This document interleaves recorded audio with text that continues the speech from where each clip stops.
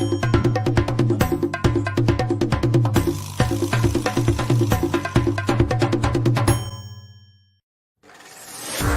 1966, the Chicago Bears drafted the son of a Pennsylvania coal miner in the 4th round. Doug Buffone would go on to play 15 seasons for the Bears and later be named one of the 100 greatest Bears of all time. His allegiance to the Bears never waned, even when he took to the microphone and witnessed some horrendous Bears teams. The fact is, there's not the fear put into them, because this game is a lot about fear. You either do the job, or you go home and go sell hamburgers at McDonald's. Doug told it like it is, and that's part of the reason his nephew John has dedicated this show to Doug. And now John Buffone is spreading Buffone-branded beratements just like his uncle. Being a Chicago Bears fan is like being in a toxic relationship that you can't get out of. I think I'm finally done, and then they come back and they say, well, things are going to be different this time. I've changed. We've got receivers now. We've got the quarterback now. And even though I've heard this song and dance before, I go back every time. And he's got pep talks too. I love this team. And I know everyone watching and listening loves this team. So while we may be pessimistic and cynical, every one of us still has hope that the stars will align at some point. And if that ever does happen, you'll be glad you stuck around. John is telling it like it is here on Buffone 55. And joining John are Alyssa Barbieri, managing editor of USA Today's NFL Wires, including Bears Wire, and also Danny Shimon, lead game and draft analyst for the Barroom Network. Buckle up and bear down.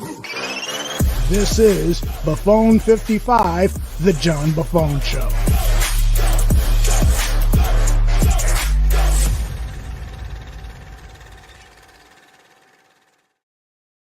Hello and welcome to another edition of Buffone 55. My name's John Buffone, and unfortunately, we come to you live a little less than 24 hours after the Bears once again disappointed us in front of a live national television audience last night. Listen, there are 7 stages of grief. There are shock, denial, anger, bargaining, depression, testing, and acceptance. Me? I think I'm at acceptance, guys. I honestly think that's where I am, because I've accepted that the Chicago Bears will never love me as much as I love them. I have accepted that they will consistently let me down. They do love bomb me every once in a while with a 2006 season or a 2018 season, but even those seasons don't end the way you want them to, and they keep finding new ways to let me down. Just some a quick anecdote for you here. I was in my fantasy football playoffs last night, and I was down by 15.5 points, and all I had was DJ Moore. Do you know how many points DJ Moore scored last night? 15. I got eliminated out of my fantasy football playoffs by 0.5 points because the Bears just couldn't get DJ Moore the ball one more time. But I digress because no one cares about anybody else's fantasy football team. But I'm just trying to make my point here. So I have accepted that that's what it is. I have accepted that this is what it's going to be, and I just have to live with it. This is a toxic relationship where I know it's one-sided, and that's how it's going to be. But let me bring in my partners in grief. First, Danny Shimon, lead game analyst here at the Barroom Network, also the lead draft analyst, and Aldo Gandia, who's filling in for Alyssa Barbieri, who has the night off. Danny, I'm going to start with you. Shock, denial, anger, bargaining, depression, testing, or acceptance. Where are you at, bud? Man, I'm going through all those for the first 9 weeks. I mean, at this point right now, I'm at acceptance right now. I'm with you there at acceptance. But last night I got angry, and we'll get into more detail last night. But last night I got angry because they put Caleb Williams' future at stake last night, and it was coaching incompetence, it was management incompetence, it was roster mismanagement, whatever you want to call it. But Caleb Williams last night regressed badly. And that's got me angry right now because they are going to do what I was fearing they were going to do. And they were going to take this kid and they're going to make him a shell of what he was coming into the situation. And we'll get into a little bit more depth later on, but I was pissed last night. But yeah, I mean, this is an organization from top down that stinks. And once again, they're out there last night making themselves look like the laughingstock of the NFL. Aldo, where you at? Yeah, I'm sort of in between that depression, testing, acceptance level. It is depressing to see what's happened in this season, and Danny is absolutely right. My fear right now is that Caleb Williams is being damaged by this. He is certainly not being helped by this. And maybe someday we'll look back at it and say, wow, those hard times that he went through in his rookie season really hardened them. And now he's a great quarterback as a result of that. But I doubt it. I think this is doing more harm than good. And I'm accepting of the fact that this organization may never, ever get it right unless they start making some moves at the very, very top. And I know we'll talk about this later, but you have to start, the McCaskey family has to start looking at George and his decision making and his personnel decision making throughout his tenure with the Chicago Bears. He's the one that brought in the general managers who have failed. He is the one who has now hired a president of football operations who has lost his focus on building the stadium and is now totally invested in hiring a new head coach and who knows, maybe even a GM. This just is a dysfunctional way to run an organization. And I'm accepting of the fact that this may never change during my lifetime. I'd hope it does during your lifetime. Well, I mean, at least both of you got to see a Super Bowl. I wasn't alive in '85, so I mean, Danny, I don't know if you were old enough to really enjoy it, but although you were in your 30s back then, so the late 20s, all right. But I mean, what else can you say other than? The Bears have been dysfunctional for decades, and it's not just all of those bad hirees' faults because they weren't around long enough through that. So what's the one consistent there?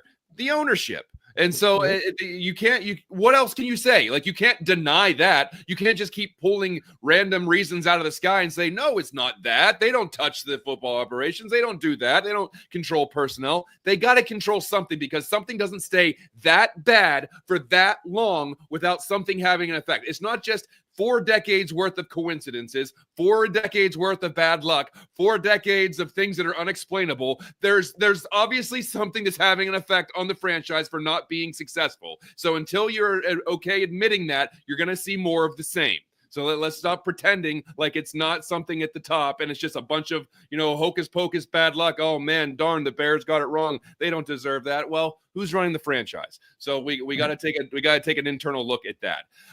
They have no clue about football, and they hire wrong people to run their football operation, to run their organizations. That's a problem. They hire the wrong people. They don't meddle. They're not Jerry Jones calling press conferences outside the locker room after every game. They're not there saying, acquiring players. They just hire the wrong damn people every damn timeout. Yeah. And John, what bugs me is it appears that they don't know what the right questions are to ask their candidates. They don't put them into scenarios. They don't dig far enough to uncover mistakes from their past. Look at, there's been 6 or 7 different people calling plays for the Bears over Ryan Poles' tenure. This is, he was interviewed by some executive leadership group, and you look back now at the interview, and I went back and took a long look at it again. It was first released in September, but now some of his responses seem laughable. This guy knows very little about executive leadership. He's been learning on the job. That's the problem here. We need somebody to come in with experience, knowing how to fix a broken culture and knowing how to hire people who can do their jobs efficiently, can judge talent, and is a leader of men. I'm sorry. We're sick of hearing that word, but that's what we need now, because you listen to the comments by Chicago Bears players after last night's game, and they are fed up. They can't wait for this season to be done. They're talking like we're not going to win another game. I mean, that's the message they're sending out. And I don't know if in my lifetime I've ever experienced the Bears team in this much dysfunction. Yeah, and so I look at it like I couldn't wait for the Bears season to start. I get physically happier whenever I know there's a Bears game coming on in September, October, the lead up into August. And it's incredible how 8-9 weeks can just change you all the way to, oh, I guess I got to watch them because we're going to talk about them on the show. Like that's where I'm at. Like, I'm like, I guess I have to watch this game because I'm on the East Coast. I'm like, I can't believe I have to stay up until 11:30 to watch this. Like, I can't believe I have to do that. Like, they have sucked all of the fun out of watching your favorite football team. And you're right, Aldo. Just we talked about this being the best situation for a number 1 overall pick ever. Man, I wish I could take that back. I was wrong. A lot of people were wrong, but you haven't. How many people are going to have? You start with a different play caller. You fire the offensive coordinator a couple weeks. A week later, you fire the head coach, and you're creating so much dysfunction when everyone from the mountaintop was screaming, "Hey, don't attach your number 1 overall pick to another lame duck coach." And listen, I'm not going to say that I was the most adamant about it, but I certainly would have understood that move. And in retrospect, yeah, if you think that this guy is not the guy 100%, you move on. And so we're gonna have that conversation about the general manager too, because you don't want a head coach coming in thinking that he has a lame duck GM. Potentially he hires a guy, and all of a sudden Ryan Poles isn't there after a year. Now you got to hire a new GM. Does the new GM want this new head coach that you just hired a year ago? By the way, you're strapped to this rookie quarterback you drafted. It'll be 2 years ago from that point. So nothing is aligning right now.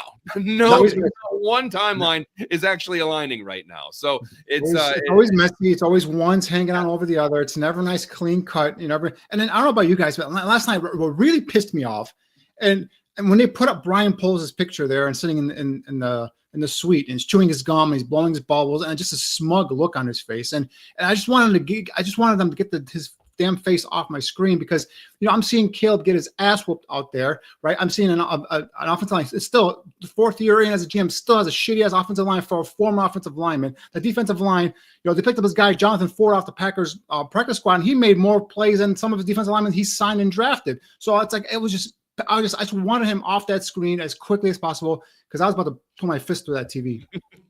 Well, listen, guys, one of the many compliments we get from this show is that it works as some sort of therapy session for long-suffering Bears fans. We may be the one that needs therapy after this. Yeah, we're all going to need it. But because as we look into the future of this organization, there's really no guarantee that things are going to get better in 2025, despite the team's bountiful resources, plenty of cap space, what's likely to be 4 top 75 picks coming up in the upcoming draft. But it is difficult to be optimistic around a team where we always talk about this. We talk about the draft capital. We talk about the cap space. And so far, it's gotten us basically nowhere. So let's dissect yesterday's game, as painful as that may be. And let's start with the offense. Danny, Caleb Williams threw for under 200 yards for the 7th time this season. That's 7 out of 14, so 50% of the games he's thrown for under 200 yards. He threw for 340 against the Vikings earlier this season. Yesterday, 191. What has happened to the Bears passing game, specifically last night? Last night was bad. Last night, I can say Caleb showed signs of regression, and we saw happy feet. We saw a kid that was nervous in the pocket. After that first sack where he got clean clocked after Ahmadaji got beat badly and he fumbled the ball, you could tell Caleb wasn't the same anymore after in the pocket. I mean, there was times where he started escaping out of the pocket when there was no pressure. There was no reason to leave. He missed wide open receivers. The same thing we saw with Justin Fields a couple years ago. There's guys standing in front of him wide open. He's holding on the ball, not throwing the football. So it's the same things we saw with Justin a couple years ago. The same things we saw with Caleb prior to Thomas Brown being hired as the offensive coordinator. And I think he's regressing. And this is what I'm fearing, is that now this kid is shell-shocked. He's seeing ghosts out there. All right. His pocket presence is all over the place, because now he's dropping his eyes slightly to kind of look and see where the next guy is coming to hit him. and he's missing wide open receivers, and he's not continuing to progress on the football field and get easy first downs. And this is what is really aggravating, because this is what we said: do not do this to this kid. You've already done it, previously to Justin Fields. Do not do it to Caleb Williams as well. And I'm seeing it, and now I'm fearful, guys, that if this continues, this could be Bryce Young type regression here. Okay, remember Bryce Young, how he was last year at the end of the year, shell shocked. They had to bench him this year. That's what I'm fearing. And you took a look at Caleb after that game, or actually on the bench. The kid is out there, and he's pressing, and he's trying to make plays, but he has no clue. And the one thing that I was affirmed from last night's game, fair or not fair, Thomas Brown is not the head coach for this football team moving forward. He is not. If there was a shot for him to try and maybe get this job next year, that died, because the fact that there's no doubt him coming down from the press box and being the head coach, all that being put on his plate has impacted his ability to call a nice, good game for Caleb Williams. He can't handle all this stuff, so he can't be the head coach. Can he be offensive coordinator? Sure. Now, somebody say that wasn't even fair to put that on Thomas Brown. Okay, that's fair enough, but he's here now. He could not say I didn't want the job, so he took it. But now it's obvious it's way too much. We've seen that offense when he was just the offensive coordinator, that was going up. Caleb was playing better. The offense was clicking. Now we're seeing the same stuff before. We're seeing confusion. We're seeing Caleb all jittery in the pocket, not sure what to do. We're seeing failed in terms of attempts to get down and continue drives. Just the clutter, no rhythm to the offense again. So it's obvious Thomas Brown can't be the head coach. In hindsight, it was probably better off naming somebody else's interim head coach, and just keeping Thomas Brown as the offensive coordinator, just letting him just concentrate on Caleb. I thought at the time that it wouldn't make a difference, but I was wrong. It's made a difference, and it's regressed not only the offense, but unfortunately, it's also regressed Caleb, and I am concerned. Yeah. I'd like to jump in. Go ahead, please. A couple weeks ago, Danny, that's exactly what I said, and that was my concern, that when they brought him down out of the booth, that is this going to take away from the progression of Caleb Williams? I remember talking about this exact thing where, okay, you had a good thing where you saw this guy ascending, you fired the head coach, which I was fine with. I have no problem with that, but you're taking down, you're gonna bring the guy, you're gonna promote the guy that was in charge of progressing Caleb Williams at the time, and is that going to be too much for him to do in concurrence with Caleb Williams' progress? He also has to be the head coach now, and is he going to be overwhelmed? Is there going to be too much on his plate? And it seems like it is. And so that concern came to fruition, unfortunately, and we're seeing that with some of the results, and especially Caleb's play. Aldo, go ahead. Yeah, I actually put a couple clips together here. So, Danny, you're the expert at this if you want to jump in at any time. But as to Danny's point, he's missing open wide receivers, and he's missing them because he's getting happy feet. He's getting too nervous in the pocket. In this first one, he will miss, he will miss Keenan Allen, who is circled at the top of the screen. Allen makes the move towards the middle. He's wide open, but Caleb got happy feet right away and decided to get out of the pocket. This is the end zone view. Caleb, watch how he immediately almost gives up on the play. Looks right, looks left, and now he's given up on the play. He's got the ball tucked under him, and he's going to run. Danny, if you want to, and there was no need to leave. That's an example right there. There was no need to leave. He had time in the pocket, exactly. and he felt a little bit of pressure. Maybe saw something come across his face there real quick, and the first instinct is put my head down and get the hell out of here. But that's that's him now losing that clock in his head, that the pocket presence, kind of coming down. All this was on the way up. All this was working better and better the previous 3 weeks, with Thomas Brown, just the offensive coordinator. Now again, after that first hit, when Carolina got beat badly, that just ruined it for me, at least from my view. That ruined the rest of the game for Caleb. He was not the same, and he was just nervous, he was worried. Again, that's a prime example of what I said earlier. Leaving the pocket when there's no need to. He could have stayed there another couple of seconds there. He had some more time, and like Elwo showed, there's Keenan Allen coming wide open. There's another clip, you might have it here, Aldo, where they sent the blitz up the middle. They send Josh Metellus up the middle, and wide open is Roma Dunze. Roma Dunze, in the middle of the field. Yeah, that's the one that That's the one that Troy Aikman spoke about at length during the game. I don't have that one, but I have this one. This was early in the third quarter, the first possession for the Bears in the third quarter. You see DJ Moore is open there, but Caleb is dancing around, and he's not giving his receiver the ball. You see DJ Moore's frustration there.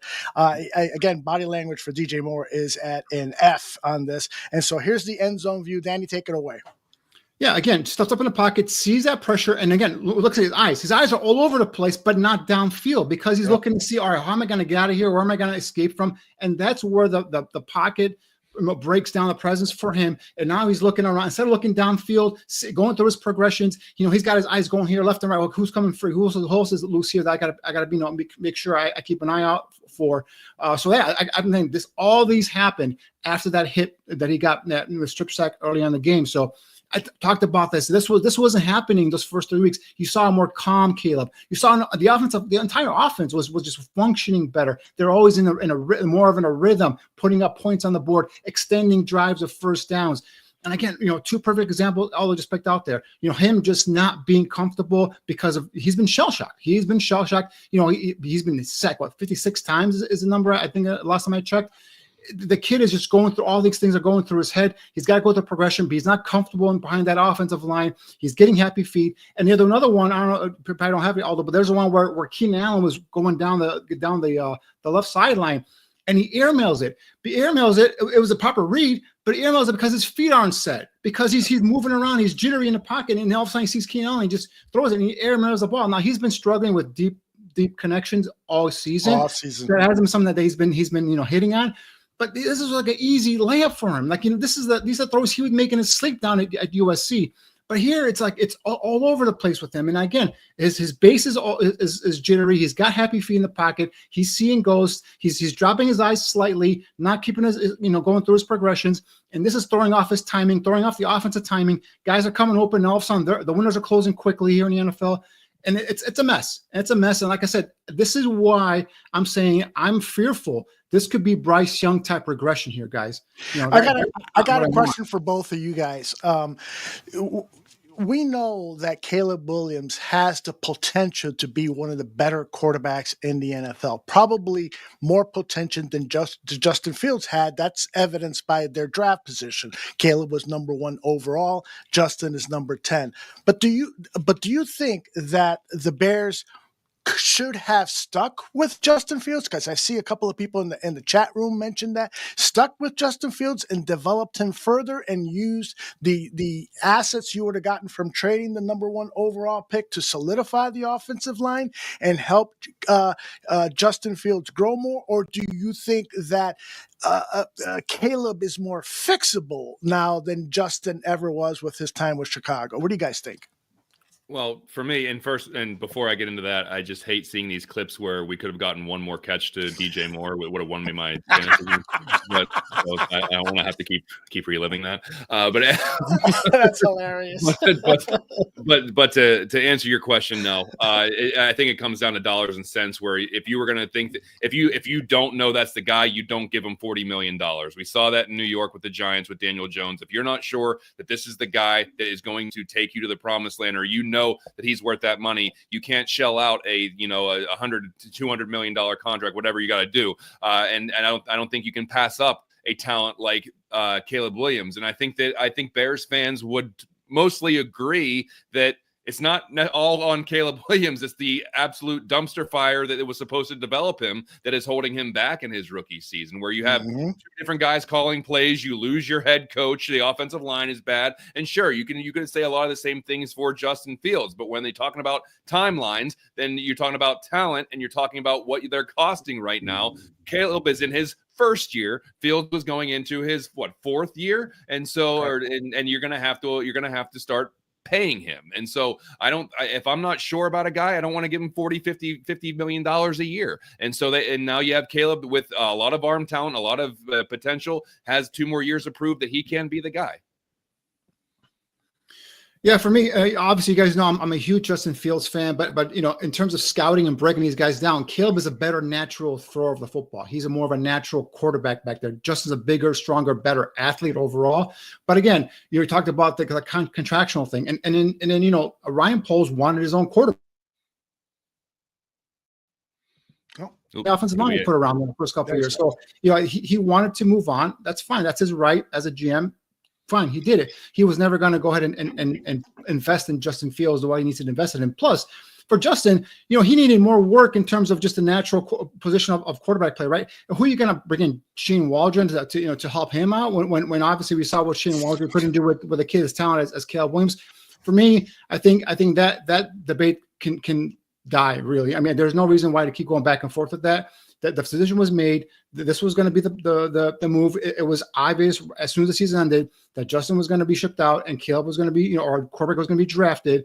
It's just what's sad is they're failing Caleb just like they failed Justin, right? And that's what pisses me off. It's like Justin is not someone that to me is unsalvageable. To me, he's not a bust. He's a guy that needs work, needs to be developed. I think he's a perfect system right now with Arthur Smith.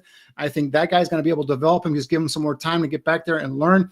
I think he's fine where he's at. I hate the fact that they're doing it Caleb, but they did to Justin. That's ruining this kid, killing his confidence, and now making him look shell-shocked back there. Again, same things. Open receivers, not pulling the trigger because the kid got happy feet and he's worried about getting hit. That is what's got me angry. He's got pissed off. You thought Poles would take his quarterback and put the necessary pieces around him. We thought, with the receivers, that's fine. That's great. But what about the offensive line? Nothing can work if the offensive line can't block. The one deep, on 3rd and 7, I believe it was, where they had him go back and hold the ball, a 5-step drop, hold the ball for more than 2 seconds. He got his clock cleaned, and there was a strip sack right there. So they can't protect him. So he's got to get the ball out of his hands within 2 seconds, or else he's getting hit. And that's another reason why I believe this is now really regressing his progress. John, can I comment on this comment up on the screen quickly? Sure. Ross says, this all started when people complained about the Hail Mary problem, and especially from the media. It is not the media's job to support the Chicago Bears. They are there as reporters to report on what happened. They are there to be adversarial, to ask tough questions. It is not, Ross, it is not their job they're not being paid by the Chicago Bears. They're being paid by people who buy their newspapers, who watch their TV shows, and most of those people, like myself, want tough questions asked of Ryan Post, of Matt Eberflus, of the players. We don't want a media that's going to suck up to them and say, oh, go get them next time. You really look good in that uniform. That's not the way the media works. John worked professionally in the media for many, many years. He knows this as well as I do. The media is not there to support the Chicago Bears. They are there to report on them. Plus, Ross, it was the players complaining about how Eberflus handled that situation. The players themselves saying, why didn't we get up and jam or get at least within 10 yards of the receiver before the Hail Mary play? And so that was the players themselves complaining and saying, and even on the last play, they're saying, there's some people that were some miscommunication back there. Why not call a timeout and just kind of gather everybody and just kind of go over what the plan was? So it's not only with the media, like Aldo said, that's their job to be the conduit to the fans and ask the questions that the fans have. But it's the players themselves, guys. The players themselves are complaining about Eberflus. Mm-hmm. Yep. And I like that, although there's still newspapers comment that just came through. And to kind of piggyback off that a little bit, like I always talk about, the margin, the slim margin between good teams and bad teams and losses and victories in the NFL it's so slim. That's like, and I've said this numerous times throughout the year. That's why you don't see too many double-digit spreads in the NFL. They're always within one score. So why do the Chiefs keep winning all these close games that people say they're lucky, and they keep winning all these close games and they blocked a kick and oh man, I can't believe the Chiefs lucked out again and this. And then you see the Bears where it's like, well, they gave up a Hail Mary and they got a field goal block kicked and they lost in overtime and then they mismanaged the clock against the Detroit Lions. Oh my goodness, what bad luck the Bears have. No, it's because they're mismanaging their team and they're not a good team. That's why, because bad teams find ways to lose. And then once they start losing, those loses turn into 4 in a row, 5 in a row, 6 in a row, players check out. They say this season is cooked. I'm gonna be in self-preservation mode after that. And we've seen a few of those things where once the playoffs aren't even a remote dream and you've lost 6 or 7 games in a row, you're gonna try to stay healthy for the rest of the year. So it's it's not just because this weird bad luck and people weren't supporting them. It's just they found ways to lose a lot of games, and now they're just in the tank now, and the players are just, they understand where they're at. They understand where they're at with the coaching staff. They understand where they are with the organization. They understand where they are as far as they're sitting with the Bears. So we kind of covered everything that has to do. Once a coach loses the locker room and loses the trust of the players, no matter how much the media dresses them or makes them look pretty, it's gone. It's done. And that's what now we're finding out as Eberflus has been fired. Stuff has been leaking out, and it turns out he had lost a good portion of that locker room prior to all this losing streak, basically. And John, before we move on, because I think you're going to take us to the defense next, I just wanted to look at that 1 4th and 1 play, because I found it almost comical. What stage is laughter and that 7 stages of grief? Because this 4th down and 1 play, I think it's the second one. I was almost going to put some Easter bunnies in here and tell people, find out how many things went wrong with this play. So let me tell you what DeAndre Swift said after the game. He said on this 4th down and 1 play, the play is designed for him to hit the A gap, and if there's nothing there, to bounce it outside. So, but look at number 14, the left tackle. He slides over to the A gap. He slides over to the A gap and basically makes the tackle on DeAndre Swift. We'll watch it from the end zone look. Watch him. Gerald Everett. Watch him slide. And he hits DeAndre Swift. And that's a Shane Waldron guy. He's that guy he brought in from Seattle. Exactly. This is ridiculous. Now, Danny, you're going to be able to explain this to me. And where was this supposed to go? Because I thought I saw Tevin Jenkins pulling, and I'm trying to figure out what the design was. What was the purpose? So they're all supposed to pull to the right, make the defense flow that way, and then that was supposed to give that gap, which is the A gap, which is basically the gap between the center and the guard. As they're all flowing, that was supposed to be the gap that was open there, and he was supposed to hit it up front. But because, as Aldo pointed out, Everett got bullied back into that gap that was supposed to be open there. That would just pretty much knocked him out on the side there, and then close up the gap real quick there. So, I don't know. But my thing is, all right, if you go for a 4th and 1, bring in a damn fullback and bring in Kramer and have him be a lead block and just go up his ass, or do a quarterback sneak, a tush push, or whatever you want to call it, and get the damn 1st down and move on. Well, make sure Kramer declares himself eligible. That's the other thing. That's you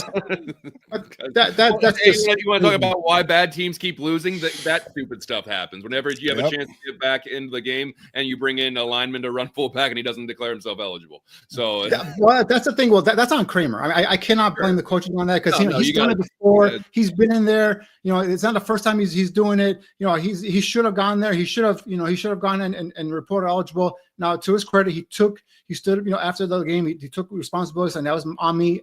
I just totally effed up, basically, and that's on him. But I can't really blame the coaching staff for it. Now, should you have said, hey, remember, before he walks in, check in? But he's done it so many times, you would think that he already knows to do that. But I mean, there's got to be accountability on players too. I'm not going to absolve everything from if the coaches weren't there, this team would win the Super Bowl. I'm not going to say that, because the players have made plenty of mistakes as well. I do want to touch real quick on because I don't have an answer for this, so I'm just going to throw it into the ether here, and maybe something will come back to me. Why can't this team play well in the first half or score points in the first half? Like, I don't get it. Like, I don't know if there's any rhyme or reason here.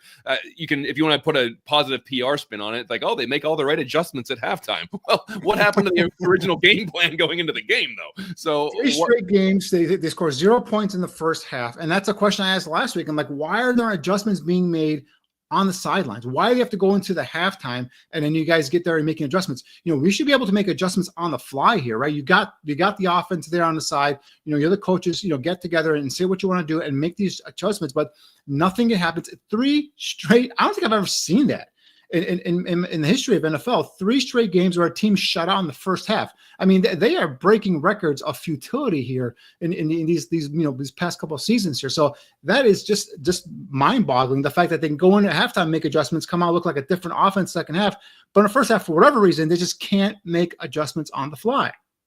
Yeah, I think part of it, John, is that they're trying to establish the run, and their average gain on first down runs is probably 2 yards, and that immediately puts them at second and long, and then the second down pass is incomplete, and then they're facing third and long. And so there has to be some adjustment from the play calling style, and let Caleb rip it. One of the things Danny was talking about is that, Caleb is getting happy feet and he's afraid to let her rip and so forth. Now, this is against what Thomas Brown has been coaching him. Thomas is saying, don't be afraid. Play fearless out there. But the fact of the matter is that Caleb does come out there and look a little nervous. He looks a little taken aback by the experience. It started in Washington. The game against Jaden Daniels, the guy everyone was picking over Rookie of the Year. He had an awful first half, and it didn't take until the second half where he settled down. And I've seen that kind of body language, that look in his eyes in first halves throughout the season, that he's just a little bit overwhelmed. And I'm going to venture a guess here. I think that Caleb is so confident that it's starting to hurt him. Now he's come to the NFL and he is seeing that confidence isn't being met with his performance, and he's getting a little worried. Is this game too much for me? Am I good enough to play it here? And so forth. And so maybe that's going on in between his ears, and it's affecting him particularly early in games. Yeah. There's a plethora of reasons why you could see regression, and that could certainly be one of them. Before Danny kind of gives us a breakdown of the defensive performance, Aldo, I want to ask you if you can find it in your heart to award a game ball to a defensive player. Who is it? We haven't given out game balls for a long time, so yeah, what are you giving a game ball out to? Because they certainly didn't win the game, but if you had to, who's it going to be? You know what? That question was originally scripted for I can help you out. I got a couple plays if you want. Thank you, because TJ Edwards played well. There were a couple other guys that played well, but I don't want to hand out a game ball to nobody. Nobody gets a game ball. I like Kyler Gordon. I think Kyler Gordon's still playing hard. Oh, yeah. He's playing great. No doubt. Go ahead, Danny. Well, for me, TJ Edwards was one guy that stood out for me. And again, I don't know if I want to give him game balls, but in terms of who stood out, who was a stud or versus a dud on defense, I think TJ Edwards, again, continues to play well. Had a sack, had 8 tackles, I believe, as well. And DeMarcus Walker had a hell of a game as well. He's a guy that was, constantly in the backfield. Only credited one tackle for loss and 4 quarterback hits, but he looked like every time he looked up, he was beating double teams. He was getting to the backfield, and he was causing some havoc. So that's one veteran that, to me, looks like he has not given up on the season so far. And a guy, Jonathan Ford, guys, the new guy that they picked up from the Packers practice squad. Big, burly guy, 6'5", 315 pounds. I think it's a 4-year veteran from drafted in the 7th round out of Miami. He's a guy that won't give you much pass rush, but he's a guy that can collapse a pocket. Talk about it, in a little, Andrew Billings kind of replacement there. Take on blockers and kind of plug in those gaps. I think he made a presence felt early on. I was like, who's this 64 guy? Because every time I see 64, I think of Nate Davis. So that number is jarred in my memory as a bad player. But I'm like, wait, this guy's making plays. Who's this guy? That's Jonathan Ford. He just got him from the practice squad from the Packers, and I think he made an effort. I think he's a guy that could possibly be a guy you could plug in there and help kind of solidify that run defense a little bit. But I think those 3 guys really, for me, stood out. I know you guys mentioned Kyler Gordon. I think Gordon had some decent moments, but way too many. We'll get to this later on, but way too many third down conversions for me to give anybody in secondary a free pass for or a game ball, if you will. Well, let's jump into that then, Danny, because they played better, I guess, and it's all relative to what the barometer is for what your defense is. But I guess they played better than a week ago, but there were, like you said, plenty of issues. Go ahead and break it down. Because, specifically, like you said, way too many 3rd and long conversions. It was almost like I would have felt better if it was 3rd and 2 rather than 3rd and 12, because I figured they were going to get picked apart playing. And maybe you're going to allude to this soft zone where you're just allowing everyone to stay in front of you and pick up yards. And for some reason, you see TJ Hawkinson, everyone gets cleared out. TJ Hawkinson just sits in the zone and he gets a 14-yard reception on 3rd and long or whatever that is like that. So what did you see? Yeah, same thing. They played better effort than what they had versus the 49ers. Obviously, they kept them competitive in the game for that first half pretty much. And then, we saw a little added pressure, bringing an extra guy. But again, nothing crazy disguise or anything like that. It was more so just, basically, bringing Gordon off the edge in terms of a nickel blitz there, or bringing extra linebacker here and there. But they were competitive. But the Vikings were 7-4. I have numbers here in front of me. 7 for 14 on third down conversion. That's 50% of the time. And how many times they were like, 3rd and 15, 3rd and 14, 3rd and 17. At no point did I say, oh, Bears going to get off the football here. Nope. They just convert. Like you said, T.J. Hawkinson for a big gain, Jordan Addison for a big gain, or even, a check down to Aaron Jones for a big gain. And they kept the Vikings kept staying on the field, kept prolonging drives, and that's what really killed them at the end. That wore them down at the end there. So, again, couldn't get off the field on third downs for the most part. And again, pressure was not – they couldn't generate pressure with just 4 guys. And you have to bring the extra guy. Nothing really exotic, nothing really great, but they have better effort, I think, from what they did versus the 49ers a week ago. But still, it just wasn't good enough. This defense is, to me, in my opinion, is just running on fumes right now. I think, they are also kind of looking to say, all right, let's get this damn season over with and move on from here, because there's some guys are giving effort, like I said, DeMarcus Walker, and other guys are just kind of just playing out the strings. And unfortunately, it looks like, and Tremaine Edmonds is one guy that it just looks like he's just playing out the strings. He's not a guy out there that, in my opinion, is giving out his best tape. He's not putting out his best effort on tape, the last couple of weeks. Although you look at some of the receiving numbers for Minnesota, Jordan Addison 162 yards, T.J. Hawkinson 114 yards. What do you see from this defense that was supposed to be the strength of this team throughout the entire year? And it's not like they've been absolutely crippled by injuries. For the most part, they're intact. So what do you think has been the downfall of this defense? Frankly, I think it's the coaching. And when I say coaching, I think that there is a lot to be said about coaching changes and changing coordinators and play callers during the middle of the season, because it gets to be really difficult for players to lock in on a particular coordinator and play calls. And I think that's what we have seen. There's definitely, one can say that the defense has played poorly under Eric Washington's play calling. It wasn't nearly as bad when Eberflus was calling the plays. I won't argue with people who say that, and I just think it's taxing for the players. And when you add that with the amount of frustration from past losses and the overall aura of the team, that is part of the reason why on offense and defense and anything else that's going wrong, it has to do with change during the season. And we all wanted it, but there's no guarantees that change is going to be for better. I'll never forget Keenan Allen being interviewed after Eberflus was fired, and he said, he was asked, do you support the move? And he said, we'll see. And he was asked again, well, like I said, we'll see. And that was an intelligent answer, because you just never know if these guys are going to respond well to all the change. And when you add in the dysfunction that already existed, it really makes players confused, frustrated, and it negatively impacts their performance. Well, yeah, that's the thing. I'm sorry. Go ahead, John.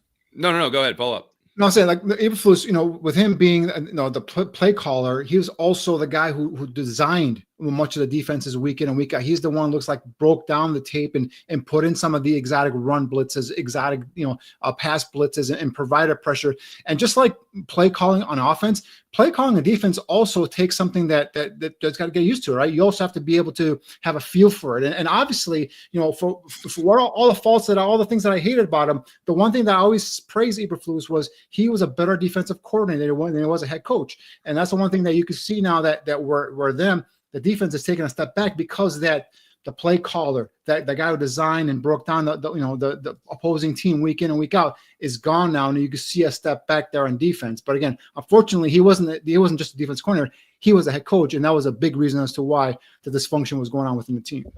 Yeah, dysfunction across the entire staff. Aldo, you talked about player frustration. After the game, DJ Moore said, nobody wants to blow a gasket, but somebody is going to blow a gasket soon. When you hear that, it's like, are players getting mad internally at each other? Is that an effort thing, or what? How do you dissect what that means? I dissect it as, players are one another. we have to point the finger at Cole Kmet. You know, I like Cole Kmet a lot, but when he started to divulge that players might not be doing that extra rep or doing all the reps when they're working out by themselves or during practice, they're cheating the system and so forth, he divulged something that he should not have.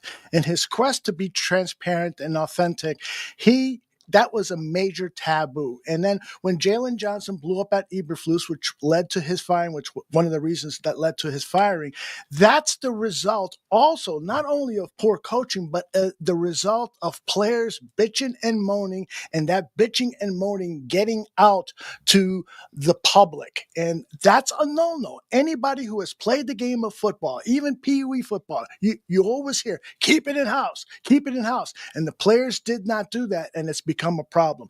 Also, I put together a little video just to get the temperature of what's going on with the local and national media, and it's not pretty, guys. What we watched last night is such a civic embarrassment that I truly think Roger Goodell needs to invoke the 23rd Amendment. The 23rd Amendment says you're not capable of and fit to carry out the duties of your office, and I'm pointing at George H. McCaskey.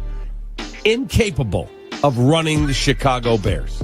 Incapable. There's nothing to be gained by these last 3 games. I thought that there was. Experience. Hey, let's see what you got with Thomas Brown. Work on your chemistry with Roma Dunze. But he is not protecting himself, and they are not protecting him. So if he goes into this offseason injured, and then that impacts next year with a new coach, it's a disaster. Well, I've got a couple things for you. Okay, one, great. I've got a photograph that I think sums up pretty good the Bears season. I think Caleb Williams' experience, if I may. What is that? Yahtzee. Okay. Right there. Now you're just making fun of a guy who's hurt. He's protecting the wins. Straight grandma pain right there. Grandma. Caleb Williams' body language is starting to become not just concerning, but irritating. Yeah. The game of football, particularly when you're a rookie, you go from being a king in college to being a peasant. And I believe somebody needs to inform Caleb Williams that you are now the peasant of the National Football League. Everybody traverses from king to peasant. Everybody. It's just what happens until you work your way back up to being king again. But it's as if Caleb Williams expects us to feel sorry for him. Right. Last night, during the game, yes, he took a hard hit. We've all taken hard hits before. Why you sitting there laying on the bench like somebody gonna come pick you up? Nobody's coming to rescue you, Caleb Williams. Nobody is coming to rescue you. You are not a damsel and you are not in distress. You an NFL quarterback. And this offense can't figure out what the hell they're doing until late in games. There's a reason why 5 times that this team's been shut out in the first half. They have no clue of what's coming. And so, once again, a microcosm of this ball club, offense, defense, special teams, coaching, all sucks. Every single bit of it. There's a reason why you're 4-10, because you've earned it. This is a broken franchise in Chicago. The ownership, bottom 3. Team president, young general manager, hit and miss. If he left, fine. If he stayed, okay. Coaching staff, none of it works. None of it. Yeah, they got some decent players. The Jets have all sorts of good players. They're 4-10. And Caleb Williams, who was privately concerned before the draft but didn't want to be a bad guy, this was his nightmare. They have no leadership. Think about what he's going through, right? You play this entire year of college. It doesn't go what you want. You go straight into draft training. You go to the combine. You go to the draft. Then you go to OTAs, which is organized team activities. Then you go to preseason camp. Then you go to training camp. Then you go to regular season. And now, you're 2 games above 500 before the bye, and now you've lost 8 straight. Like, it is, you've been playing football for 2 straight years. This dude needs a break. This is what I said. This dude needs a break from football. He has not played up to what my instant expectations were, but I also think I agree with his point about frustrating and encouraging in this regard. It is, statistically, you look at it, a bizarre... For him, it's a bizarre pace. Like, do you know how many interceptions he has during the 8-game losing streak? Yeah, 0. 0. The answer is none, which is, it's the first cousin of my too many picks, too few picks takes from training camp. Like, that's actually a problem. Yeah. You actually need more interceptions as a rookie. Do you think he's scared throw it? Scared is not the word I would use, but yes, he absolutely is too hesitant to make a mistake throwing the ball, and instead is making a ton of mistakes not throwing the ball. They have done everything they can to ruin this kid, and it is painful to watch. 100 years of this, and this is as bad as it's been. I mean, he's got a good argument. If you've been doing the same thing for 100 years and you've never had a good quarterback, maybe you should try something a little unorthodox. I do, however, think the most important hire they make next is their head coach hire. And the second most important hire is the offensive line coach hire, because they have to protect Caleb Williams. Ryan Poles has put this team in this spot. This is no longer Ryan Pace's issue. This is not GMs of the past. Poles has put this team together. They were expected to win this season. I want this season to be over. I think everyone involved with the organization wants the season to be over. And the only good news that I have this morning is that it almost is. 3 more, guys. We can get through it. Happy New Year. Laughing stock. Absolute laughing stock of the National Football League. And that's what the Bears have become. And that goes directly, like we said earlier, to the ownership and to Ryan Poles, because that is his team. That is his players he's drafted. Those are his free agents. I forgot who said it on that clip there, although, by the way, great job. Another tremendous job by you by putting that together.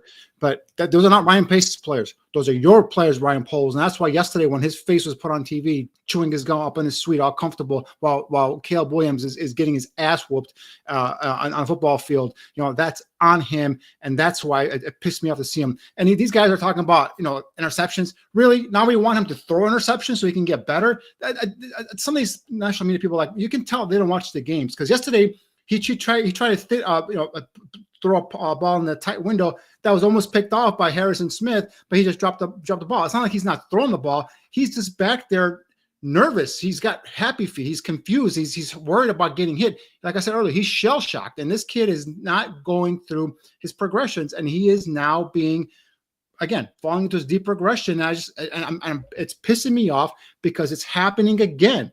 We all said it. We don't want to see this a repeat of what happened to the previous guys, but it's happening again, and I think it might be worse. And John, I'd like to get your thoughts on what Acho said there about Caleb. I thought, frankly, that was unfair. Here's a guy who really has gained nationwide popularity when he was talking about how people need to be empathetic towards the plight of others. He saw that Caleb Williams got hurt, and he was stretching his back. He was stretching his body because of the pain. And for him to pick on Caleb like that, I thought was out of line. I was interested in your point of view on that. Yeah, when you get on a roll and you're ripping on a team, you just start dissecting every little thing to make fun of. And, and when you're an NFL player, there's a camera on you 24/7, basically, especially during game time. You're not going to do anything that's not going to be caught on camera. So if he's doing that, then it's 2024. You're going to be a meme no matter what. That's going to be a GIF. That's going to be a meme. That's going to be a TikTok. It's going to be everything. And so it's not about what people say, because the media is so saturated with so many shows and so many different outlets and so many different opinions and so many different things on social media that everyone has to get their opinion out, and they have to do it in a different way so people actually listen to it. So the biggest thing that you can do as an athlete probably is just be like, yeah, whatever. You're going to say there's going to be 1,000 people making fun of this, but who cares? They're not me. They're not in an NFL team. They're not dealing what I'm dealing with. So, my biggest thing is you don't take criticism from someone you wouldn't take advice from. So if you can live by that, or if you can live by that law, you're going to be just fine. So there's going to be, there's going to be so many different things said about an athlete during the course of his career that blowhards like myself are going to say sometimes. And so they don't care.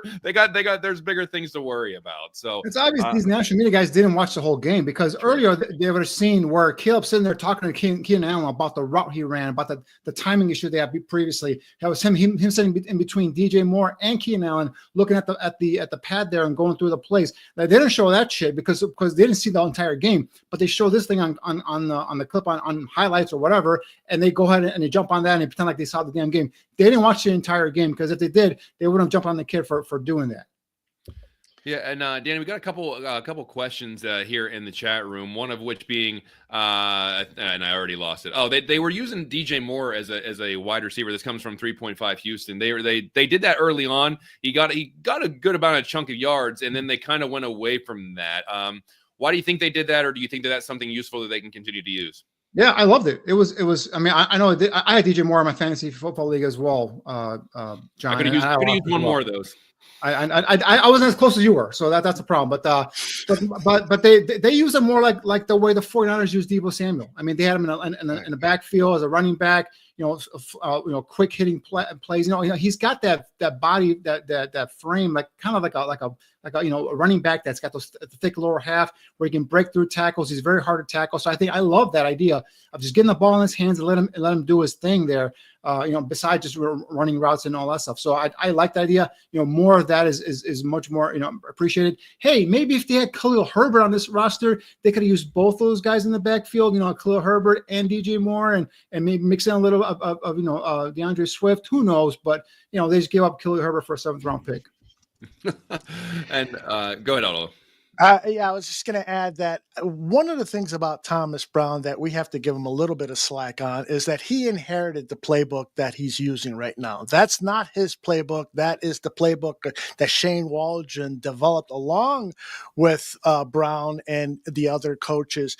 So he sort of made mention about that. The challenge that he had was using somebody else's playbook. He kind of threw that in there so that people would understand.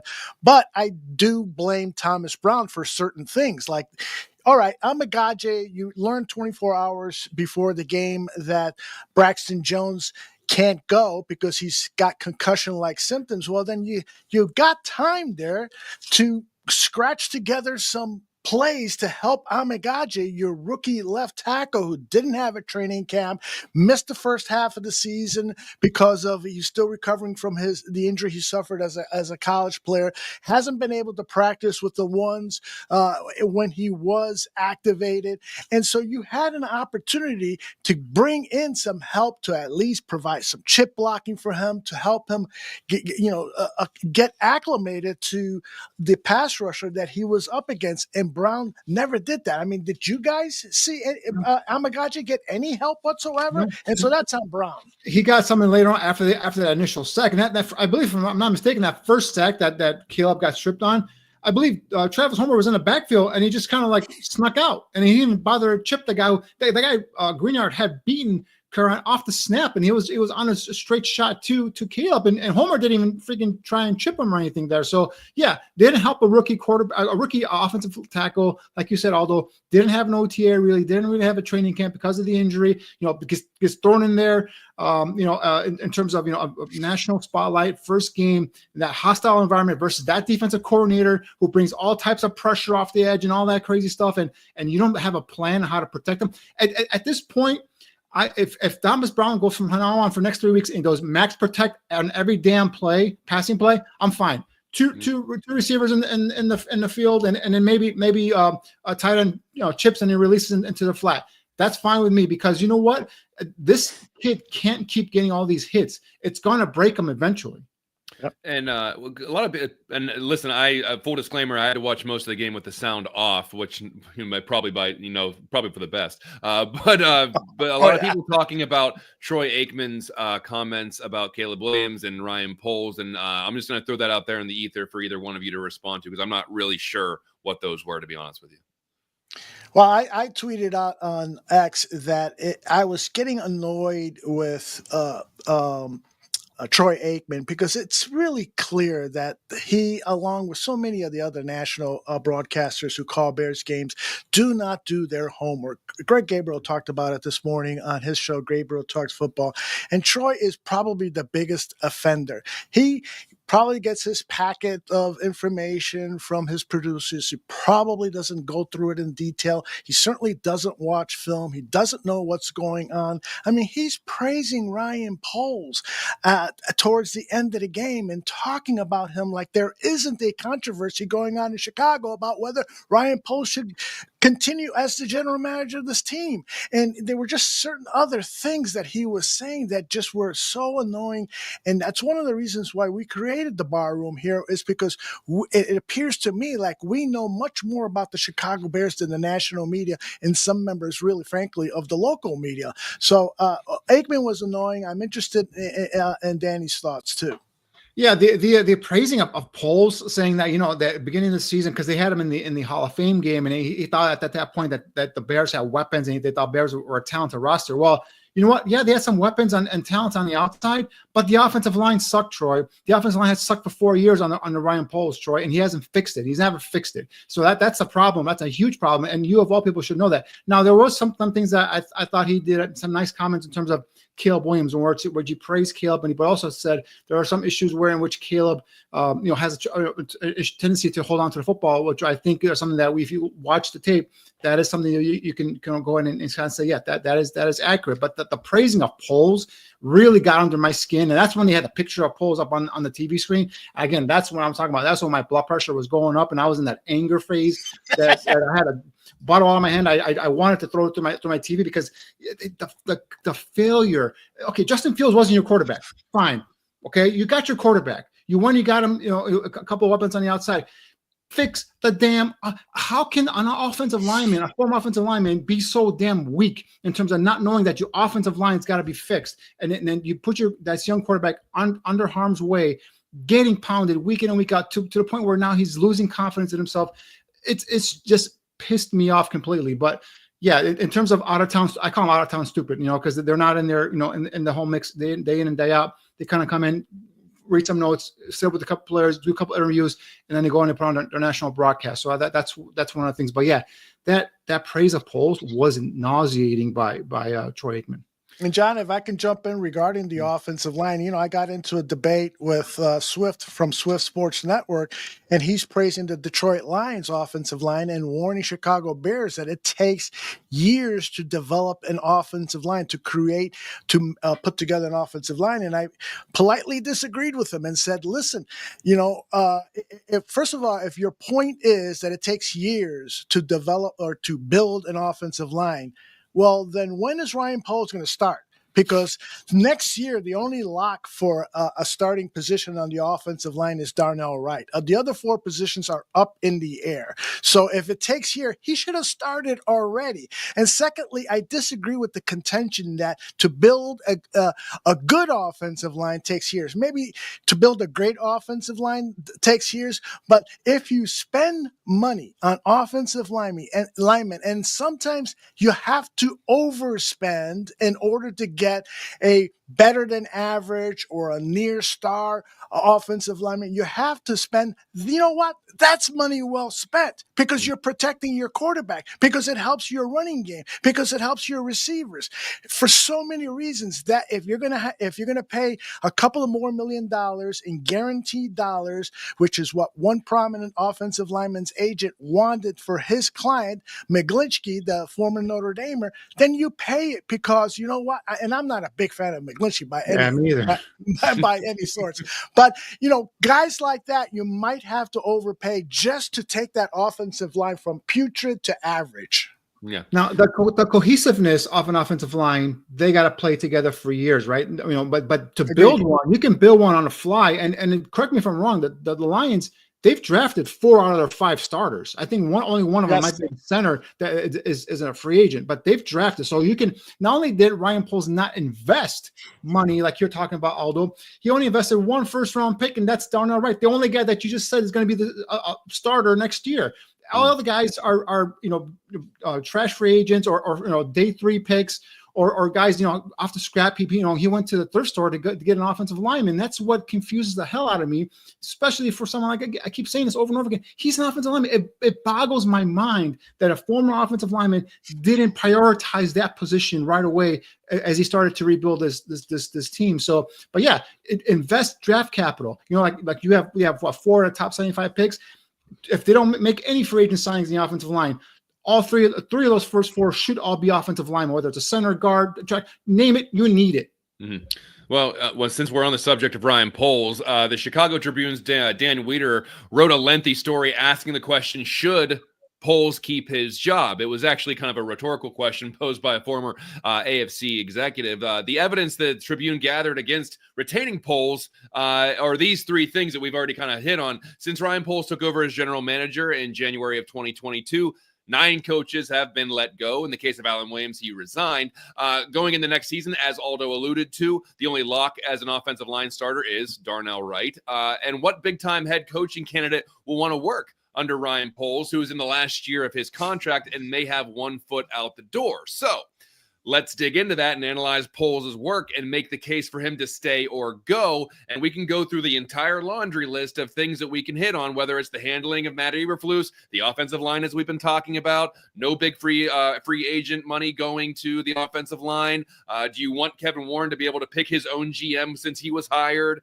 Who would want to coach for Poles since they talked about potentially being a lame duck? And if the Bears are going to spend big on a head coach, as is rumored, who's that head coach? And so I'll toss it over to Aldo first. I just shotgunned a lot of different stuff at you there, but what is the case for him to stay or go? I have to say this, and it hurts me to say it because I really I would like to have seen Ryan Poles see this through, but it is obvious year 3 has crystallized his imperfections, and it's put the team in a situation where the rebuild could take another 2 or 3 years. I thought it was going to be over because I took his word for him that the depth that he put together on the offensive line was going to be enough. But clearly he was so wrong on that. And clearly he was wrong about Eberflus and keeping him at the end of the year. I think Danny was probably had the loudest voice about making a coaching change. If you're going to bring in the new quarterback, make the coaching change. And that proved to be the right move. Should have been done, as opposed to having him back another year. And now we're back into that vicious, ugly, dysfunctional circle of having a new head coach come in to work with a quarterback that he had nothing to do with their acquisition. I hate to say this, but I think that, and I hate to say it even more because it's Kevin Warren then who will be making the football decision of hiring a general manager, but I really do believe that's the best way to rectify this situation. Bring in a high-powered, very smart, experienced general manager and let that general manager make the head coaching decision and then decide how to change the culture, what players are needed for the new offense and defense, and get to work on that. Any other way, to me, is just repeating the same BS that we've been repeating for years. Danny, what's your case on this? I mean, I already know, but go ahead and make it a case. Yeah, I was saying, I was 2 years ago. I was claiming we got to fire Poles, and Aldo and I had spirited conversations about this, and he went, like to say, he put out the, in terms of giving him a fair shot and all this stuff, and then as I saw the path that they're going, they were going to go ahead and move on from Justin and bring in Caleb and do all this stuff. I'm all right. I'm like, he deserves a shot to get his own quarterback, and so I kind of softened on that. You got to fire him, blah blah blah. But and in the spirit of, and then moving on here, throughout the season, in the spirit of the continuity that and the rapport he's developed with Caleb, you want to kind of maybe think, oh, he's got a shot to kind of see it through, get a second coach in here. But it's just the more you go back and the more you see this, and you talk about the fired coaches, you talked about all the offensive coordinators, you talked about the failure of the offense and defensive lines, some of the bad signings. And then I'll touch on it earlier in terms of that leadership executive damn podcast he was doing. He was talking about how he went through this process of how he hired his Shane Waldron. I'm like, I don't trust this guy to hire the next coach. So to me, the only way Poles keeps his job is if Kevin Warren says, all right, Coach A, if you want to come in here, you want to go ahead and report directly to me. You report directly to me. Ryan Poles reports directly to me. So that way, Ryan Poles cannot fire or hire the new coach. It is going to be the president. Kevin Warren's going to hire the new coach. So both the coach and Poles will report up to Kevin Warren. So then if Poles, after next year, is someone that's not getting along with the coach, and coach says, hey, you know what? I want my own GM. Poles is gone. There is no changing of the org structure. Otherwise, if that's something that Poles doesn't want to do, then you know what? See ya. We'll bring in the coach. That's a new trend now in the NFL where coaches come in and they pick their GM basically the guy that goes and gets what's it called, what was it, Parcells line, where you buy me the groceries or something like that. Yeah, you're gonna make me cook dinner. At least let me buy the groceries. Yeah, so he's gonna bring in his own guy that's gonna get the groceries for him and let him cook, right? So whether it's Ben Johnson, whether it's a Mike Vrabel, whether it's whoever you want to, coach du jour you want to bring in here, I want to go that path. But because the main focus for me, if I'm Kevin Warren, is the future of this franchise is centered around one guy, and that's Caleb Williams. You get him right, you get that offense flowing, you get him protected. An offensive-minded coach can always go and bring in a defensive coordinator to run that defense, right? Or if it's a Mike Vrabel guy or an Aaron Glenn type coach that can come in and build a culture, and then they can hire the proper assistant coaches there as well. So for me, Ryan Poles, if you don't agree to this new structure that I have, in terms of you report to me and coach reports direct to me, you have no hiring, firing over the coaches, fine. You can stay on, you can keep your GM title, you can go in and work with this coach and get him the players he wants. But if Ryan Poles insists on he hire and fire coaches and the new coach doesn't want to work with him, Ryan Poles, you're gone. And I'll say I was hoodwinked. I bought into it. I'm one of those fans that everyone's making fun of in the chat room right now. I thought this was going to be a year. I thought this was going to be much different. And what's, like I always say, I think it's even in the opening of the show, I go back every time. I literally do, because I believe what I'm hearing from, because I think as I want to believe it. Maybe I don't, but I'm like, I need to know what it is. So, all right, I'm like, I need to hear what I want to hear. So, I think that it's just one of those things where it's like, why expect anything less at this point? But by the way, the Bears play a game this week. I don't know if anybody realized that they do have to play another game. I think they got to play a couple more games, actually. So, real quick, if we can jump in real quick on this, do you guys have a preference in terms of who you would want to replace Ryan Poles with? Because I have a list. You guys know I always come with lists. So Danny, we're on the subject. Before you do that, let me give a kudo or a thank you to Swanky, who donated $5. I'd say Swanky 32 did, and he says that when Poles' first two major signings were linebackers, Edmonds and Edwards. That's not Poles. That's the influence of George McCaskey because of the linebacker. No. I have to disagree with that, Swanky, but thank you for the $5 anyway. Thank you for the donation, no doubt about it. But that's a bad take because McCaskey doesn't get involved. He does not get involved in the day-to-day personnel stuff. He hires the wrong people. That's his failure. It's just he gives and trusts these people. He goes to these advisory boards or whoever, gives them advice and gives them names, or he goes to his actual Rolodex and pulls up, Bill Polian or Ernie Corsi, and they give him these names, and he goes and he hires the wrong damn people. That's the problem with McCaskey. He's not actually saying, "Oh, draft this guy, sign this guy," blah blah blah. Release the list, Danny. Release the list of your candidates. The masses are asking for it. And then I'm just saying these are guys that are out there that I've heard a lot about, some good things, bad things, just in the scouting community, and also some things where you pick up here and there. But obviously, when you have success, you go to that organization and you try and pick from their people, right? So the first guy I have on this is the assistant GM of the Lions, Ray Agnew. He's a former top 10 pick defensive tackle, was with the Rams. 18 years he's been in football. He's a guy that comes in and will bring some of that what he's learned from the lines there, meaning building from that offensive defensive line. So Ray Agnew, assistant GM for the Lions, is a guy on my list.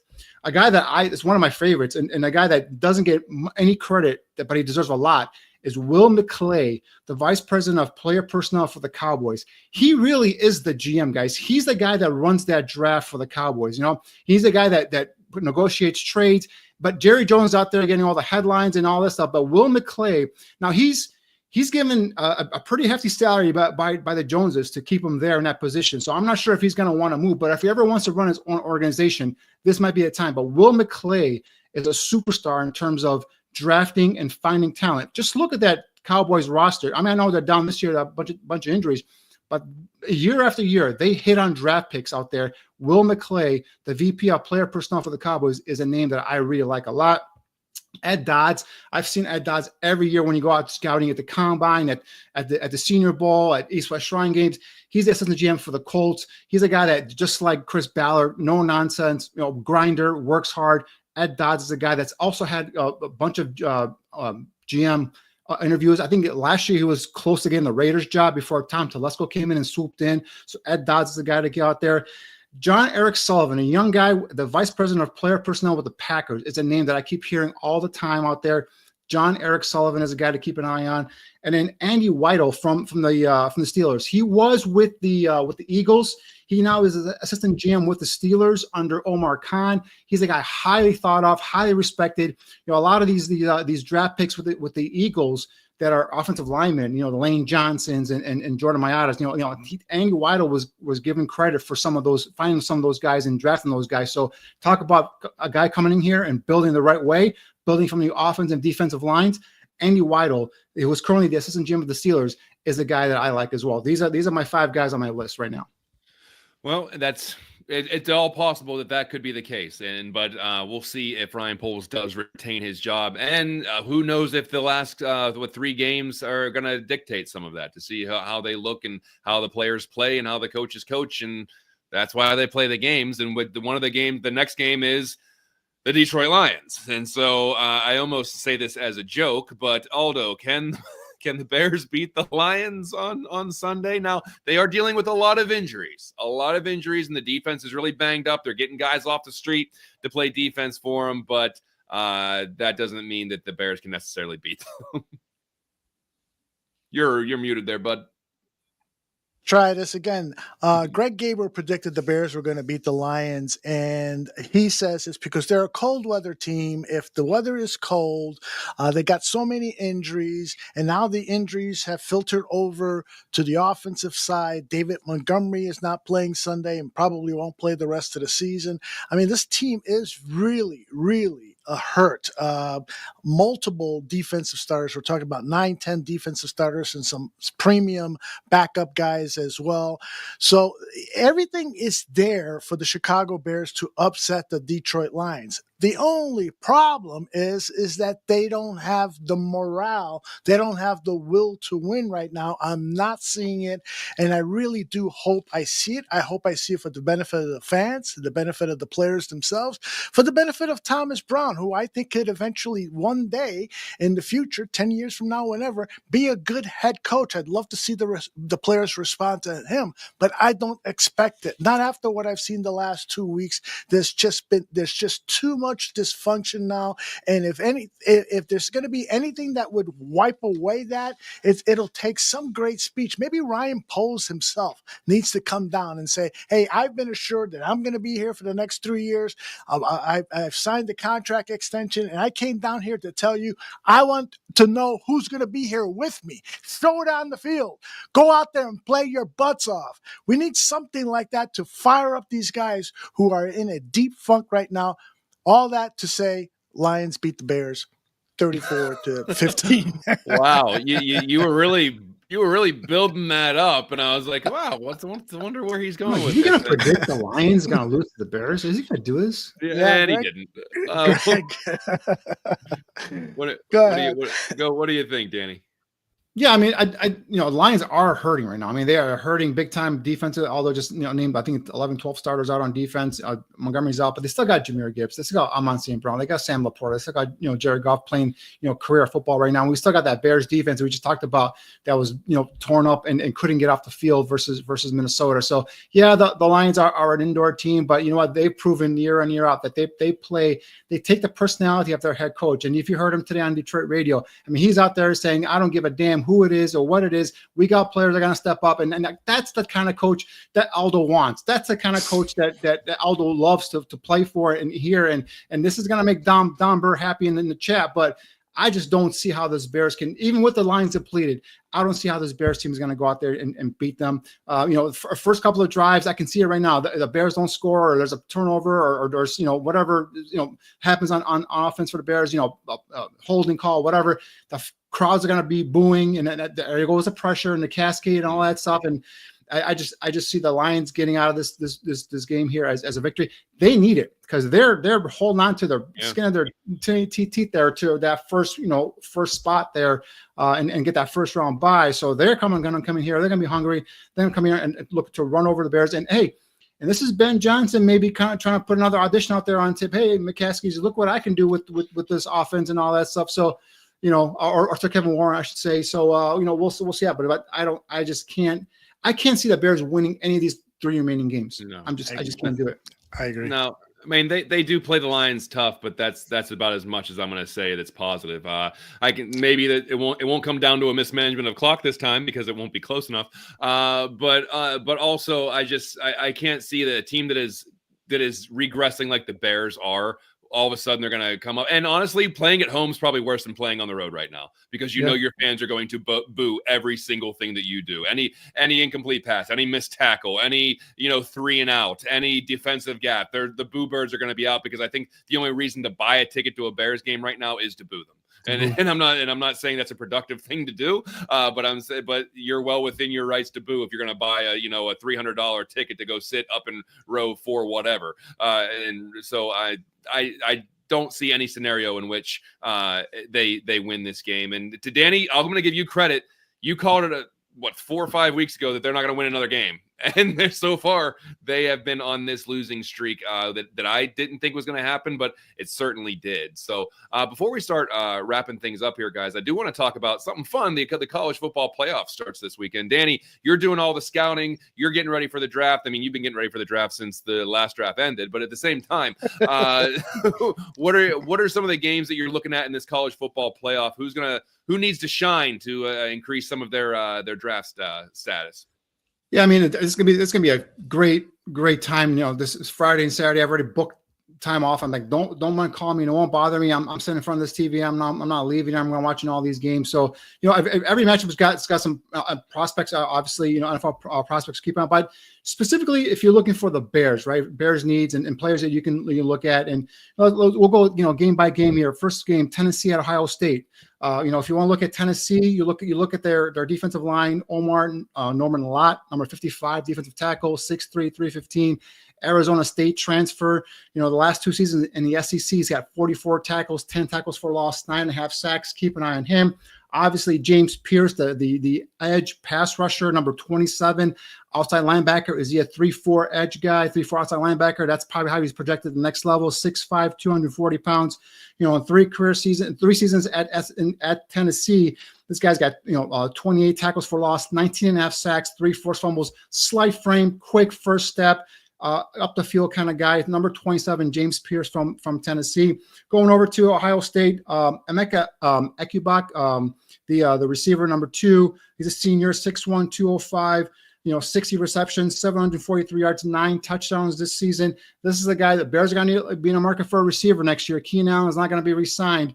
By the way, Keenan Allen, how many more drop passes are you going to have there, buddy? But anyway, so Keenan Allen's going to be gone next year, and Bears are going to be looking for a receiver. The kid from Ohio State, number 2, is a guy to keep an eye on. Offensive line for Ohio State, Donovan Jackson plays left tackle currently, number 74, but he's going to be shifted inside the guard, guys. He's one of my top guards going into the draft process here, 6'3", 320 pounds. So those are the guys, the prospects that I'm looking at in terms of Tennessee versus Ohio State. I have a ton of players here. I'm not going to go through all these games, but Penn State, keep an eye on a couple of players for Penn State. Obviously, Abdul Carter, we've talked about before. The edge guy, number 11, he's a junior. This is the guy, Bears are going to have a top 10 pick, most likely, 6'3", 250. This fills a need now, especially depending on who comes in here as a coach. Are they running a 4-3 scheme? Are they running a 3-4? Well, I think Abdul Carter can be a guy that can be a hybrid type of player. He can rush off the edge, whether it's 2-point stance or in a 3-point stance. But 6'3", 250. The 2024 Big Ten Defensive Player of the Year. This past season, 20 tackles for loss, 10 sacks, 2 forced fumbles for his career, guys, at Ohio State. This guy's got elite sideline-to-sideline playmaking speed, 164 tackles, 37 tackles for loss, 21 sacks, 5 forced fumbles. Abdul Carter, number 11 for Penn State. Keep an eye on him. And another guy that gets under the radar, Brad. This is a loaded class for tight ends, right? We talked about Joe Everett, a free agent's bust signing. That guy should hopefully they cut him and get him out of here. Mercedes Lewis, he's going to be gone. We've been talking for years now in terms of going into draft and finding a complement, more of a stretch kind of tight end that can stretch the seams, a complement to Cole Kmet, right? Tyler Warren, guy from Penn State, number 44, he's a senior. This past year, 88 receptions, 1,062 yards, 6 touchdowns, averaging 12.1 yards per catch. this tight end class coming into this draft is loaded. Keep an eye on the tight end position. And so that's it. Notre Dame real quick. Xavier Watts, safety. We might need a safety. We don't know what's going on with Jaquan Brisker and his concussion. So Xavier Watts, keep an eye on him. For his career, 12 interceptions at Notre Dame, ball hawking, 6 foot, 203-pound safety. And a guy that I really like, he's playing for Indiana, number 6, Mikhail Kamara. He's undersized edge guy, 6'1", 265. This past season, this is a guy transferred from James Madison's his first year playing for Indiana. 10 sacks, 2 forced fumbles, 15 tackles for loss. Again, he's an undersized edge guy, but he gets it done. Number 6, Mikhail Kamara from Indiana. Keep an eye on that guy as well. Awesome breakdown. It's going to be a really, really great weekend of football, not just the college football draft, but also or college football playoff. But also, I believe there's NFL games on this Saturday as well, right? I believe the Steelers play this Saturday, and there's another game on as well. And then Sunday's chock full of football when the Bears play. Aldo, before we head out of here, what do you got going on?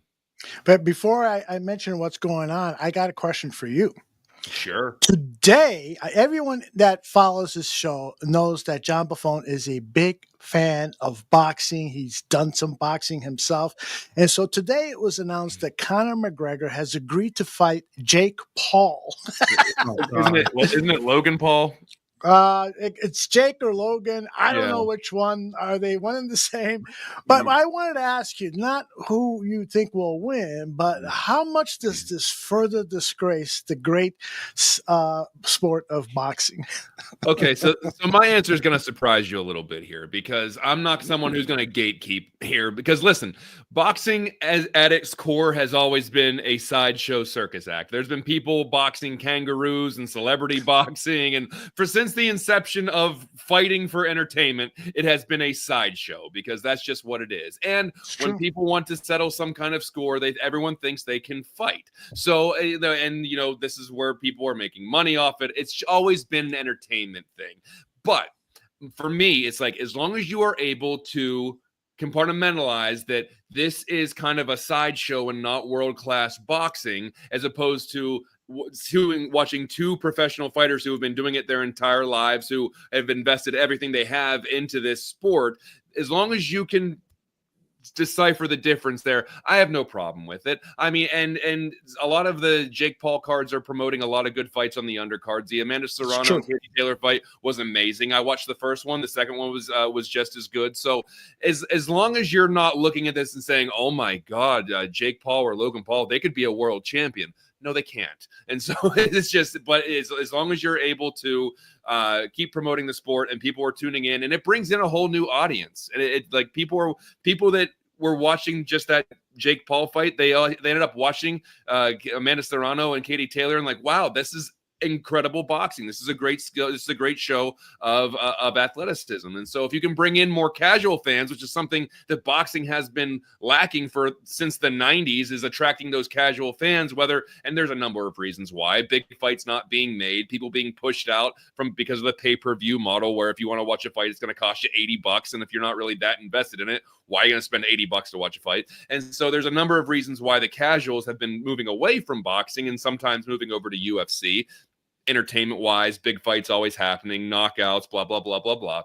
But as long as, and to make this really roundabout answer complete here, as long as you can tell the difference between entertainment and spectacle and real world-class boxing, I have no problem with them coexisting. So that might have surprised you with that answer a little bit. That's a very excellent response, because when I watched the Tyson-Paul fight, the preliminary fights were outstanding. I thought they were some of the best fights that I had seen in years, and I haven't watched much boxing recently because, the sport has faded a little bit.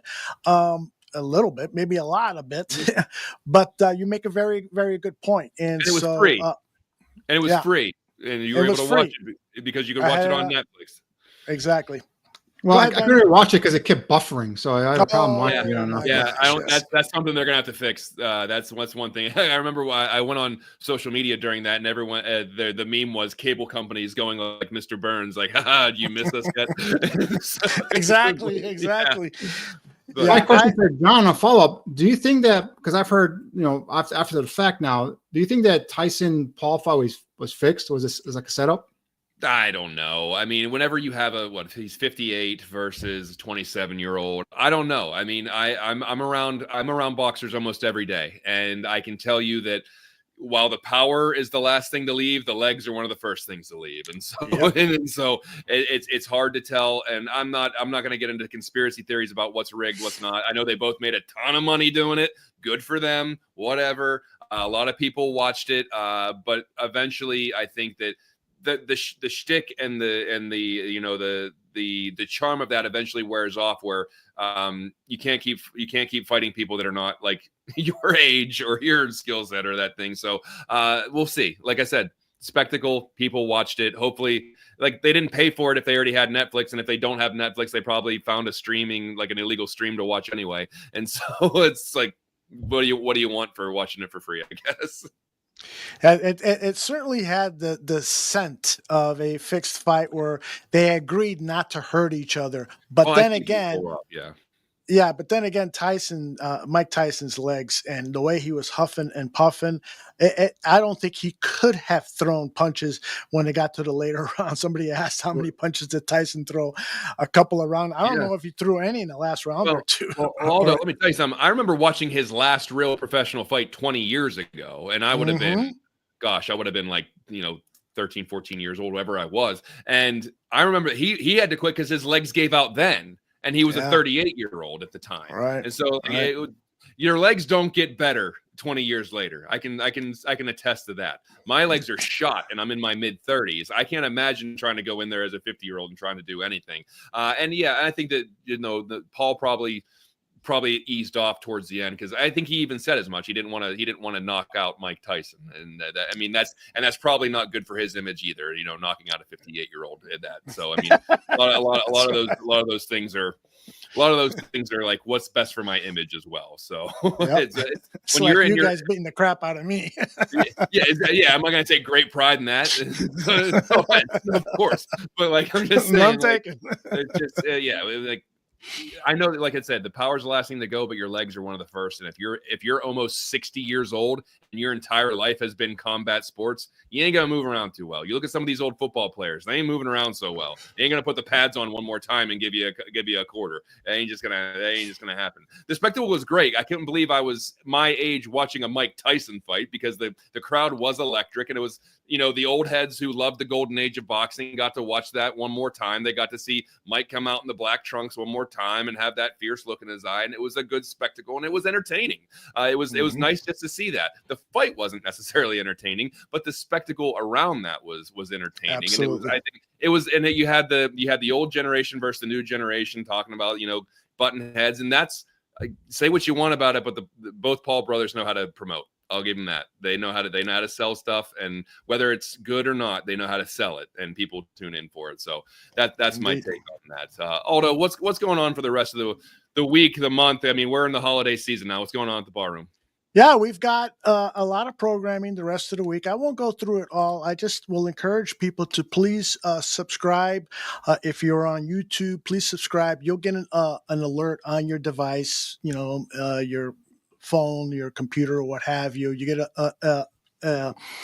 an alert 30 minutes before we go live, and then again when we go live. And that's a good way to keep track of all of our live programming, because we got like 9-10 shows a week that are live. And then also subscribe to our audio podcast. Most of our shows are also translated to just audio only, and you can listen to those in the convenience of your car. So subscribe, hit like, do all that stuff. It really helps the barroom, and really appreciate everyone who's live and has been a close follower of this particular show. One of my favorite shows of the many that we've done in the barroom over our 10-year run. This show is definitely great because of John and the great knowledge that we hear from Danny and Alyssa and everyone. You guys are great. So thank you very much for everyone who's joined us live and those watching on demand later. 100%. And actually, this will do it for at least for me, for the in-season Buffone 55, because scheduled, if we were going to keep going, we're not going to do a show on Christmas Eve, and we're not going to do one on New Year's Eve. There might be some special holiday programming coming out of Buffone 55. And keep an eye out for that, for any kind of updates on all the social media channels. But I just want to thank everyone who tuned in. Like I always say, if it's your first time, your 55th time, I appreciate each and every one of you. I appreciate Danny for always dropping all these knowledge bombs on us. Aldo with the incredible videos and graphics and input and support that you've had, not just through this year, but for the last 8-9 years that we've been doing this show. And so it's just been, regardless of how bad the Bears are, we always have a fun time on this show, and we've only covered one good season out of all the 8 here. So, so we gotta do our best with what we're working with, and we're not working with much because this is a Chicago Bears podcast. So we appreciate everyone who tunes in and contributes to the chat room. We got great fans. We got great back and forth in the chat room, so I appreciate that. But stay tuned for all of the possible programming on the Barroom Network, possible holiday specials, and the season finale of Buffone 55 will be on January 7th. That will be after the season is over. So that's when we're really getting into the head coaching search. That's when we're really going to go into free agency. Danny's going to be just bursting with draft knowledge. That's about maybe a GM search. Yeah. Well, we're gonna figure out what number the Bears actually draft at that point. We'll know, so we can actually do a little bit of mocking, a little early mocking. We always love doing that. There's a lot of stuff that we're going to be talking about, and that's going to be on January 7th. But that will do it for this edition of Buffone 55. For Danny Shimon and Aldo Gandia, I'm John Buffone. We'll see you next time.